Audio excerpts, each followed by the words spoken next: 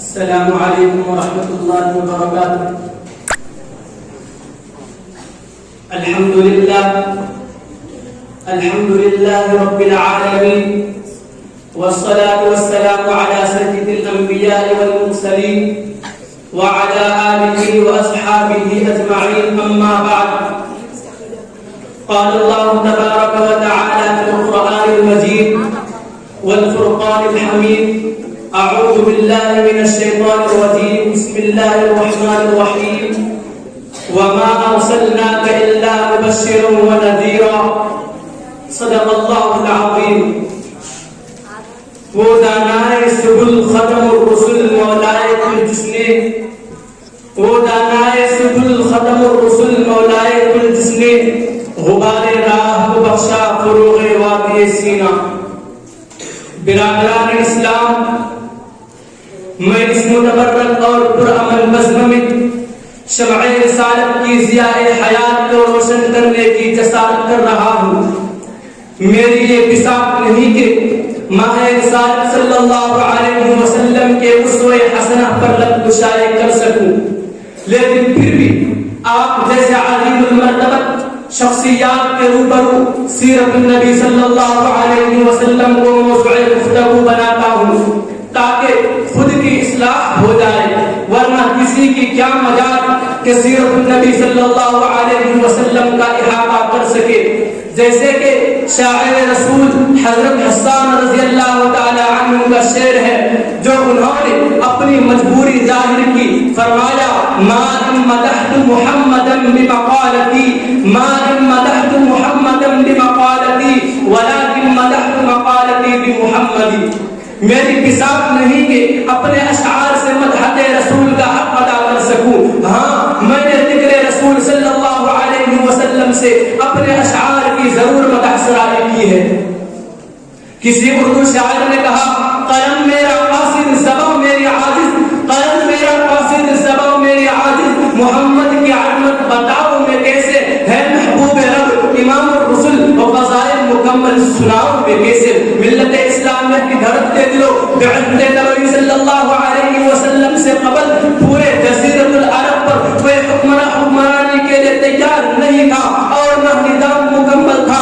عدالت و انسانیت، امانت و دیانت، عصمت و عفت، صلاح و تقوی، زہد و ورع کا جنازہ نکل چکا تھا. شرافت و عزت کی کلیاں مرجھا چکی تھی. شرک و ضلالت کی تاریکی ہر سمت نظر آ رہی تھی. نفرت، ظلمت، شقاوت اور عداوت کا دور دورہ تھا. کسی اردو شاعر نے کیا خوب منظر کشی کی. بدی کا زور تھا، ہر سو جہالت کی گھٹائی تھی. بدی کا زور تھا، ہر سو جہالت کی گھٹائی تھی. فساد و ظلم کی چاروں طرف پھیلی ہوائیں تھی.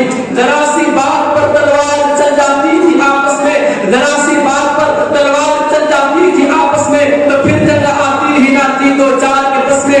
اگر لڑکی کی پیدائش کا گھر میں ذکر سن لیتے تو اس معصوم کو زندہ زمین میں دفن کر دیتے. غزل جو بھی پرانی تھی سب ان میں پائی جاتی تھی. نہ بھی شرم و حیا آنکھوں میں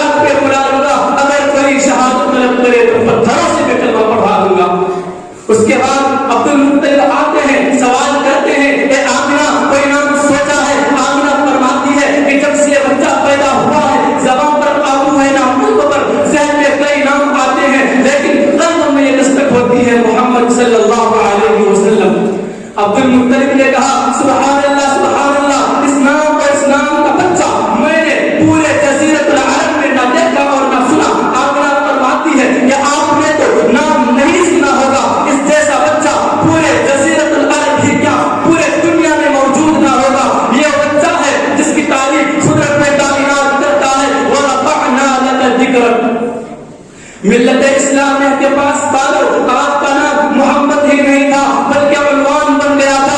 آپ کو تمام محاسن کا ایک خوبصورت گلدستہ بنا دیا تھا. ہمارے نبی صلی اللہ علیہ وسلم کے اندر حضرت آدم علیہ السلام کی صورت تھی, حضرت شیط علیہ السلام کی معرفت تھی, حضرت نوح علیہ السلام کی شجاعت تھی, حضرت ابراہیم علیہ السلام کے اخلاق تھے, حضرت اسماعیل علیہ السلام کی زبان تھی, اسحاق والی رضا, صالح والی فصاحت تھی, لوط والی حکمت, یعقوب والی بشارت تھی, موسیٰ والا جلال, ایوب والا صبر تھا, یونس والی اطاعت, یوشع والا جہاد تھا, داؤد والی خوشحالی, دانیال والی محبت تھی, الیاس والا وقار, یحییٰ والا عصمت تھی, اور عیسیٰ والا زہد تھا. میرا نبی سارے انبیاء علیہ السلام کا ایک خوبصورت گلدستہ تھا. کسی شاعر نے کہا تقدیر حلیمہ کی جاگی رحمت کے بادل چھاتے ہیں, تقدیر حلیمہ کی جاگی رحمت کے بادل چھاتے ہیں, گھر جگمگ جگمگ ہوتا ہے تشریف محمد لاتے ہیں. حضرت حلیمہ پرنور صلی اللہ علیہ وسلم کو لے کر دبلی پتلی سواری پر سوار ہوتی ہے. جو کمزور سواری کو محمد بن عبداللہ کی برکت سے قوت عطا ہوتی ہے اور قافلہ عورت کی سواریوں سے آگے نکل جاتی ہے. سبھی حیرت زدہ ہوتے ہیں کہ حلیمہ کی اتنی کمزور سواری کو اتنی قوت اور طاقت کہاں سے مل گئی کہ اتنی تیز رفتار چل رہی ہے. حلیمہ جب گھر پہنچتی ہے تو تمام گھر انوار و برکات سے بھر تھا. سبحان اللہ سبحان اللہ. کسی شاعر نے کہا محمد کی کہلائی مادر حلیمہ, محمد کی کہلائی مادر حلیمہ, تیری شان اللہ اکبر حلیمہ, تیری بکریوں کو پانی پلائے جو ہے ساقیہ آب کوثر حلیمہ.